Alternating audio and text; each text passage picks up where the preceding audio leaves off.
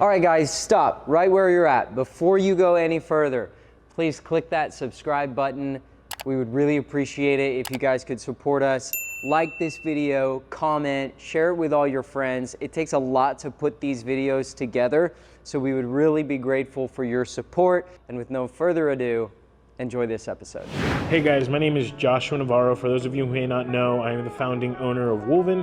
Welcome to our channel. We're happy to have you guys, and just wanted to take a moment to showcase a watch in our inventory that I think deserves a little bit of love. You know, every time we get one of these, a lot of times we're sourcing them. Sometimes we have a different configuration. This is not a piece that we always just have all the time. We get them pretty often, but you know, this is a moment where we have one in new condition that I feel deserves just to be shown off for the camera, to do all the, you know, sparkle for you guys and you know, look pretty on camera. So I wanted to review a watch, especially from Audemars Piguet, that to me, with so many years doing this now, you know, I see so many APs. I've got to handle chronographs, 15500s, 15551s, 15450s, diamond set ones, perpetuals, all sorts of different things. And even with some of the perpetuals, like we had a limited to 50, it's a gorgeous, gorgeous piece. But I think for the price point, sometimes it was just like, I get it, but it just didn't do it for me with how many I've held. But every time I hold one of these, it does something different for me. I really truly think that AP did an amazing job with this. I think they know it. Even you know, they haven't discontinued it. Everybody's rumored it to be discontinued,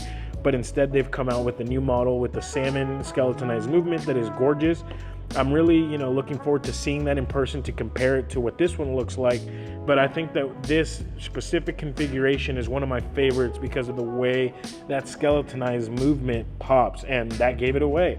Today we're going to look at 15407 ST, which is AP's 41 millimeter skeletonized AP in stainless steel. I hope that the camera can do this justice to capture just how incredibly gorgeous the work has been done to this dial. It's just honestly how meticulously done. AP just really knows how to do a skeletonized movement, and I think that they really knocked it out of the park with this particular piece. You know, we've seen some skeletonized pieces from a couple of different brands, even some that are known to do it more often than even AP. We've had skeletonized Beauvais, we've had skeletonized Ulysses Nardines, we've had all sorts of different skeletonized watches, but to me, none of them quite capture the beauty of what a skeletonized movement can be quite like these pieces right here. I just think that the way they did it, especially with that rose gold double balance wheel right there at the like 7 o'clock, just really does it for me. It gives it something special and extra to look at, and it's just gorgeous. And this is not going to be really like a huge review by any means, more of just like a showcase, but this is just something that honestly, until you see it in person, you get it. Like once you see it in person, you understand. This is one of the watches that I truly feel, you know, they always tell you don't meet your heroes, but for me, this watch is one of those that when I saw it in person, I understood the hype. I understood the love that this watch gets, and I've seen this watch 100 times and it's never gotten boring for me. This one, and even the 15305, which is the baby brother to this, the 39 millimeter, I think they did really good. I know that they've come out with a new reference recently, and just the way that that skeletonized movement is, it just doesn't quite do it for me the same way that this does. I just really think that the 15407 is the creme de la creme of AP skeletonized movement. The only thing I can knock from it versus the new skeletonized one is that this one has a smaller exhibition case back, which gives away how small the actual skeletonized portion of this watch dial is. Most of what you see is they actually put an outer ring, kind of like a rehat, for telling the time, but the actual movement is smaller. When the reason they're able to stretch that out is they made the seconds, the minutes, and the hour hands larger to take advantage of that rehat to make the dial appear larger. But truly the movement, it's actually smaller. It's within that inner ring that matches that same size on the back end. But they were able to hide it really well, because when you look at it, it doesn't look small. It looks like a 41 millimeter and it looks proper. Truthfully, part of what makes this watch so beautiful is that it's also legible. And I think that because of what they did with the outer rehat or the outer ring around the actual movement is what allows this to be legible, because you get all that skeletonized in the middle to really let you appreciate the skeletonized portion, but they left what needed to be legible. And that's one thing that gets lost even with some of these Richard Milles and different brands, is that they skeletonize it so much so that you really can't tell the time and read it as well as you'd want to on the fly. And I think that's something that they did really well with this, with the overall design and aesthetic. So what do you guys think about this piece, the 15407? Is this a watch that you would add to the collection? I would have to say that I would definitely have this one in my collection. This is probably, if I had to pick one AP, I'd probably have a 15407. The only decision I would need to make is whether I would have the stainless steel or the rose gold. Maybe I'd edge a little bit more for rose gold just because I like rose gold a lot, but truthfully, the stainless steel for this watch, it's just no question such a beautiful, beautiful piece. So which one would you guys pick? Comment down below. Other than that, I just wanted to showcase this. Thank you guys for stopping by. Hey guys, today we're going to talk about the John Mayer Daytona.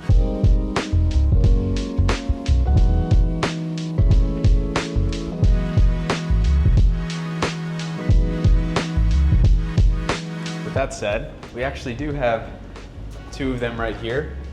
Not always do I get a chance to do this side by side, but I have the yellow gold John Mayer on the green dial here, and I have the white gold John Mayer on the blue dial over here. They're twinning, and some of y'all remember Donnie came in and he actually bought both of these, so he was able to actually match them up. Most of the people that come in, the moment that they hear John Mayer, what's the one they think of every single time? Every time they're gonna go for the yellow gold one, that's the one that everyone associates the John Mayer to. But if you remember on the infamous John Mayer interview, he references both of them as sleeper watches of the time period. Because back then, these weren't getting nearly as much love as they do now. This one is kind of like the forgotten child for some reason, but definitely a lot of bang for the buck considering some of the other configurations that are out there. Yeah, this one, if you want the white gold blue, it's 2021. Complete set. It looks pristine, looks brand new, and it's ready to go for you at $42,500. Great price on a John Mayer blue. This John Mayer, for your information, is a 2020 old card. So what that means is that it does have the white and green coloring on it. So I will go ahead and hide some of the important info, but generally speaking, you're gonna see white and green mostly, whereas the newer ones, you're gonna have one side that just says Rolex and it's all green, and the other side is where it has the specs. In this case, a good example of a new card. Yeah. Contrasting, and this is 2021. It was 2020 that they had the transitional year. Yeah. So it makes sense that this is a 2020 with an old card because a lot of new collector's pieces, they're considering them collector's pieces because in 2020 they did announce the green card. They weren't really supposed to be handing them out in that year, but this makes a lot more sense. But if you did have a 2020 of any watch with a new green card, that tends to be a pretty rare find though. This watch we have as a 2020, the yellow gold John Mayer, and we have this listed for $75K. So considering that a lot of these watches back in COVID times and at their highest peak were going for easily around $120K, well, suddenly these days it seems like a bargain. So definitely cool there. And let's take a look just real quick for the sake of our YouTube audience. Cameras here, put them right next to each other. And you guys tell us which one you would be taking home if you were taking home a John Mayer Daytona. The white gold blue with those red accents tends to be a little bit more neutral for sure, not just because of the white gold, but because the blue tends to really match with everything really, really well. But the yellow gold green just stands out like crazy, and I feel like we get requests for that more than we get requests for the white gold blue, simply just because of how much it stands out like an icon. So which one would you be taking home between the two? I guess we should redirect that question to you and figure out which one you would take. Oh, okay, well, surprise, surprise, curveball for me, I would actually be taking home the white gold blue. And this is just a personal preference thing for me. I have, and you've heard me say this, but I have always been more of a fan of the rose gold pieces in general. And then for this particular aesthetic, what I wear doesn't go with green quite as much, just in general. I would want to be more neutral, more muted. I also really like the bold look of the white gold of Rolex alloy against the blue. I love that contrast. The green and the yellow gold for me is a little bit too loud, too strong of a look, and it's just not my personal preference. How about you? It's funny that you say that while wearing a rose gold piece, but I was actually gonna say the same thing with some very similar tastes in mind too, but hypocrite over here. I am wearing yellow gold right now. For me, personally speaking, I find myself to be able to wear the blue John Mayer far more than the yellow gold one. So in terms of wearability, if I were building my collection, and if this was a part of my options at the time, I would strongly consider how many times I would end up actually wearing it. And for me, this does tend to be a little bit much. I find it really tasteful with certain outfits, like if I'm wearing all black, or some, you know, natural colors and stuff like that. But if I'm wearing anything else, it's obviously gonna drive attention away from the watch, which is not the point to begin with. So for me, I think I would go with something, in my eyes, would be a little bit more my style, I would say. Yeah. But yeah. Which Caleb's always said he's more into like quiet luxury. That's true. As you can tell, for the most part, I don't like to wear a lot of logos. I try to stay away from that. Not for any uncomfort or anything, it's just more of a style preference. I think I just like things more simple. Every now and then I make an exception if there's like a cool event or I don't know, something I just want to have fun. But for the most part, just keeping everything else low key. So if I do wear yellow gold, it kind of stands out a little bit more. So, but if we're talking liquidity, at that point I might buy the yellow gold because that one just tends to always have more demand than the white gold. That's always a good thing to consider whenever you're buying your next piece as well. So at the end of the day, I always say buy what you like, but it's hard to avoid some liquidity aspect. And finally, our last question for you guys is, between the two of us, which one looks more like John Mayer? I definitely think it's me. Probably. Well, you were with your baby son, and I was with my baby daughter. Oh, okay. And then we were sitting by the bench, and your wife was shopping around. My wife was shopping around. We're just sitting right next to each other. And you looked at my watch, and you're like, "Oh, nice watch." So at that time, you're like, "Oh, I'm trying to build my own store." Yeah. And you're like telling me that. I was like, "Oh, that's cool, man." And then that's what 5-6 years ago. Yeah. That's probably about right. And then I heard you guys have your own YouTube channel. What do you? Tell me about the YouTube channel. So we do just basically fully dedicated to watch only. He is our watch designer at Fossil. He's wearing one of the watches that he designed. Oh, that's it's like R2D2 Star Wars. Dude, how does that feel like to design the watch and see it like come to life? I'm sure that must be awesome. He's a heavy collector too. He has all kinds of watches. He has Panerai, Mega, Rolex. Since he's into watch design, he has all kinds of watches. So we had that, similar hobbies, and we're like, okay, why don't you join my YouTube channel? And then I started one video is good 2 years. Dude, that's sick. 90% are Korean viewers. They ask us to go visit a lot of gray market here in the stores, because right now in Korea, gray market is now starting to boom up, it's hiking up really. So they want to see what the U.S. watch. Stuff. What the gray market's like here. Because I wanted to introduce, when they come visit Dallas, because I want them to come to Wolvyn and then have a good experience. We actually, me and June, we were like, we're not gonna promote any other stores unless they're like a really big franchise. Can we get some footage of you guys introducing about Wolvyn and Yeah, absolutely. 저희가 드디어 이제 Wolvyn 타임피스의 럭셔리 타임피스에 왔는데요. 여기는 Josh and Andrew. Josh and Andrew, can you introduce yourselves? Yes, hi. So my name is Josh Navarro, and I'm the founding owner of Wolvyn Luxury Timepieces. We started this about almost 8 years ago. Me and my brother wholesaling wholesaling watches. We had a passion and a love for timepieces. For us, we didn't grow up with a lot of money, so we wanted to find a way to justify it for ourselves. These things are expensive, and so how do you justify it? So for us, the way that we found was, hey, let's buy one, let's sell it. Whether we make some money or not make some money, at least the money was never thrown away, so to speak. But what we found most of the time is that we would actually make some money on it, and so for us, that's how it started. And then we also saw that there was a lack of really good customer service, especially in the gray market side of a business. You can go to a lot of luxury retailers that are like ADs, but when it comes to the secondary market, there's really usually it's kind of shady and weird. That's why they call it the gray market. And for me, I saw that there was a void where we could come in, have a really nice store, good customer service, really good inventory, and allow our clients to just come in and take it all in, because especially there for a few years, you couldn't see all these watches all in one place. Sure. You'd go to one shop and then maybe have one Submariner or one Day Just, but we have a open work AP over at the wall. We've got ladies, Royal Oaks, offshores with Diamond Set Factory. We have all sorts of things here in the store. And so for us, that's where we wanted to cater to our clients and be able to show them that, you know, what if they wanted a real look or they wanted a meteorite GMT?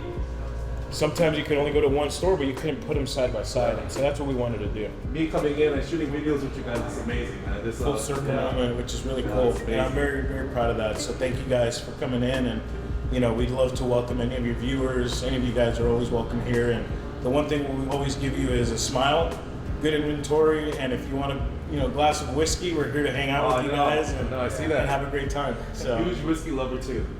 Whiskey, watches, like what more can you ask for? And then we'll move on to one that is I think is one of the most spectacular pieces. This one is holding value so well. It's the 116506, the Platinum Rolex Daytona. Daytona in the Asian culture is like the #1 watch we sell. Yeah. And so this to me is the creme de la creme of the Daytona. One, because this is the only one that has the full icy blue dial, which I personally prefer. I have a Date 840. This is the current model. This is in a silver dial, silver Roman in full yellow gold. Chronograph.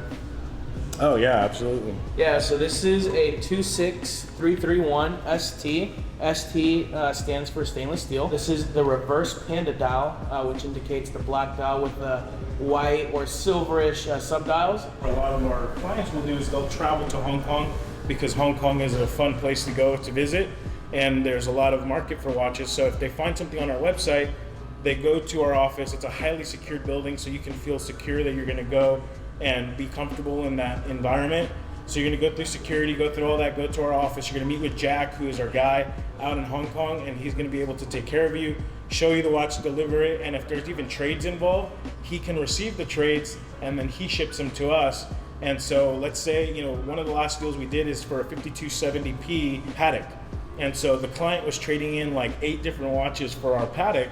And so he came to the office, Jack looked at all 8 watches, he authenticated to make sure everything was as described. He collected the watches and then delivered to him his Patek.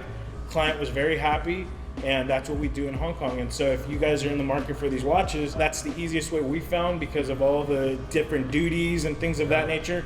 If you go to Hong Kong, that's the easiest way for you guys to just go pick up the 저희 우리 watch. 부타미들도 홍콩 가실 일이 있으면은 홍콩에 이제 워븐 타임피스가 또 있대요. 딱 두 번째 오피스가. Look up Legacy West, look up the Star Hotel, look up the Star in Frisco. Those 2 areas are going to be really nice, a lot of good restaurants. Just going to be a good fun time. Come visit us. Yeah, so it was a nice little segment with Brian and June, who came in. It's funny, I didn't even remember because it's been so long, but apparently like 6 years ago, I bumped into him, and back in when we were hustling trying to get the business going, anytime we would see somebody with a watch, we'd compliment the watch and try to make acquaintance with them and try to be as natural as we could. And apparently I had complimented his watch and he remembered me, so very cool. He came over. They have a YouTube channel where they like to review watches. I know June's one of the head designers for Fossil, works on a lot of their exclusive projects that they do. They just did one for the Return of the Jedi anniversary, so they did like a set of 5 or 6 watches, which he had one on his wrist and was really, really cool. So just a cool couple guys, super into watches. It's just cool to get the name out there as many places as possible and just open up the doors. You never know who you're gonna talk to that can come back years from now or even tomorrow to buy a watch. So I can't tell you how many times that's happened to us where we've met somebody and they become a client and a friend. And that's what we're all about, relationships. So very cool to see it. Got to show them some really nice watches. We do a lot of 15407s in the Asian demographic of our clients. A lot of Pateks that we send off to like Hong Kong. Daytonas are a huge one. Obviously 36mm Rolexes are another bread and butter piece. And so it was really cool they were able to showcase some of these watches that I know that his audience will really appreciate. So glad they came by, and hopefully a lot of their viewers will end up coming in and shopping with Wolvyn. Okay, so I did some digging for you and found just a couple options I wanted to talk you through. So I was looking at exactly what you described. You were looking for that Meteorite Daytona, the yellow gold, either Oyster Flex or bracelet, just looking for the differences. So I'll start with the Oyster Flex. I found one 2022, and it's actually brand new, but it's going for basically the same price as the pre-owns that I was seeing for 2022. So I wanted to bring that one to you because it was literally only like $500 more for brand new. So it seemed to me definitely worth it. And that one I could get to you for 78 and a half. So 78,500. If you wanted a full bracelet, I found a slider 2023 and I can get it to you for 98. So the difference you're looking between the two, about a 20 grand difference if you wanted to go with the bracelet versus the Oyster Flex. Both are gorgeous. I mean, I know you said you owned the Oyster Flex, so maybe it would be a cool time to get into the bracelet, see if you like it.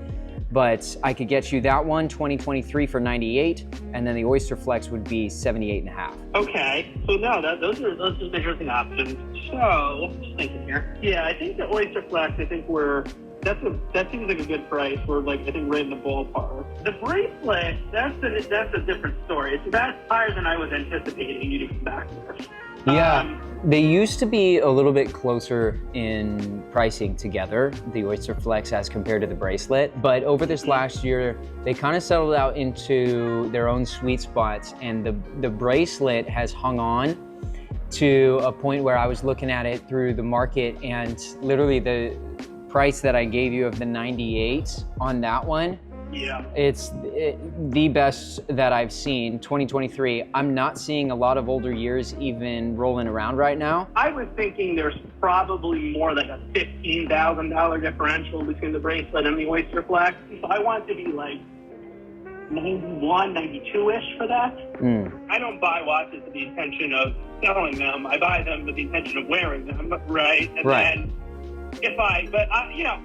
But if you do sell, you sell smart. Well, I mean, listen, 100%. I mean, it's not 2021, so it's different. But yeah, like you mentioned, you have a meteorite. I had that watch in 2021, and I sold that to a dealer for $92,000. Yeah, it's different times.